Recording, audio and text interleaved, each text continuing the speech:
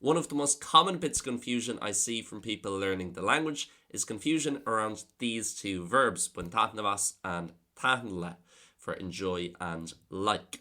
So let's simplify it, because it is probably easier than you think. First of all, forget any association between the two verbs. There's no overlap between them. There's no ambiguity in terms this could mean that in that case, or you could use both. They're interchangeable in some cases. No, two completely separate verbs. They mean two different things. Buin taitneamh is used for enjoy. It's literally to extract enjoyment out of something. So bhuin mé taitneamh as an lá, I extracted enjoyment out of the day. In other words, I enjoyed the day. Taitneamh a bhaint as rud éigin, to enjoy something, to extract enjoyment out of something.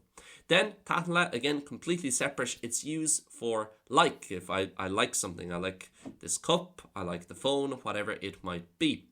But the key here is it works like appeal in English. That is the thing that you like or don't like doing the action. So if I'm saying I like the day, I won't say taitneamh an lá, I'll say taitneamh an lá lum. The day appeals with me. I liked it, hatan sé lum. Hatan sé lum. Again, it kind of appealed with me. It shone with me, for I liked it.